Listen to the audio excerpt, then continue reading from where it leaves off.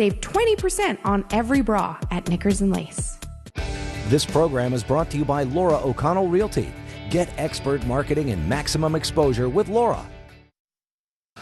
A lot easier to stick to your healthy intentions if you plan your meals ahead of time. Dietitian Andrea Hallwigner joining us again this morning with some tips on successful planning and seeing it all the way through. Yes. I have trouble even sitting down and planning. Planning is a big deal, and I've got a 3-step make it easy solution for families. Right. I think make it easy and something that can be repeated time and time again is really the biggest step to it all. What are those 3 steps? You got it. So the first step is book it.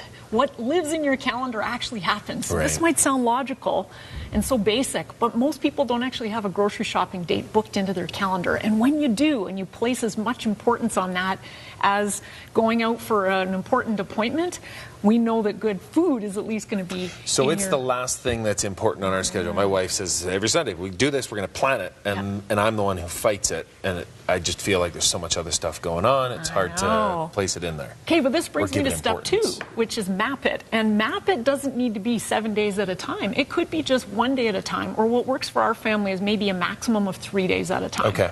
So all I've got mapped out this week is 3 days into our sort of 7-day plan. And then you revisit it again, and you have another day in the week that you do it again. 5 minutes is all it takes to map it out.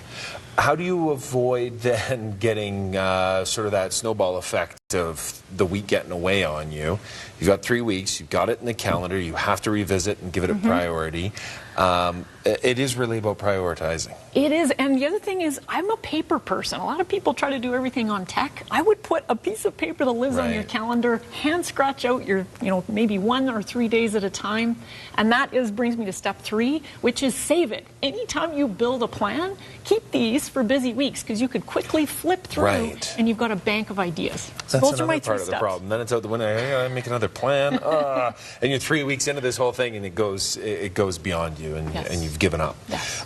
This one's fantastic. I've tried this recipe before. I actually lived off of this recipe for a while. Zucchini boats. I know, zucchini boats. What I love about this recipe is that it can be paired for meat eaters in your home or vegetarians, or we have some families that are pairing both of those types of eaters. And this recipe by my client Armstrong Cheese is fantastic. You can grab the recipe on armstrongcheese.ca, and I can tell you a little bit how you make it. It's filling either way, whether meat or vegetarian, because you've got beans in there as kind of the main staple. That's the main protein, and of course cheese being a good source of protein as well.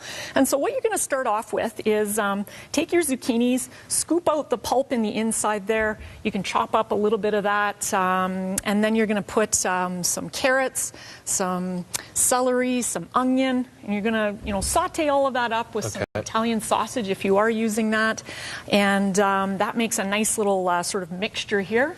This comes back to the planning, right? Like you could make extra and then just carve out some more zucchinis through the week as you go and fill it with more. Absolutely. So I made 1.5 times the batch because I know this is going to be good for both lunches and some suppers for my family. Okay. And this recipe, what you can do, of course, Armstrong is known for being grounded in history since 1902 in cheddar.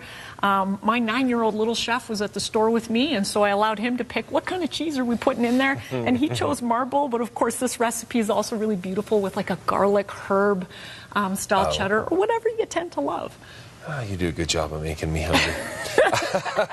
Just one opportunity at meal planning. It doesn't have to be about bulk and trying to recycle that meal again later in the week. Again, like you said, just 2 or 3 days, work at a time, come up with a few recipes and save them. And if the 3-step thing fails, if you're like, we didn't do anything, then the most important thing that you need to ask yourself when you go to bed tonight is, what is for dinner tomorrow? And all you need to do is think about what 3 things are going to be in there. Right. We need a protein, we need some good vegetables, and we need some sort of a grain or a starch, whether that's rice or potato. So not like 10 minutes before where now I'm starving and I'll just go out and get the first thing. Okay, and if that fails, if you forget to do it the night before, I got another tip for you. On the way to work, on your drive, it's like, what are we going to have today? Because the more you delay figuring out what that meal plan is, towards the end of your day, when you come home, this is like the hangry, sleepy time for all of us. We're not creative, so we want to get that. You know all about me, eh, Andrea? You're just like everybody else. For more information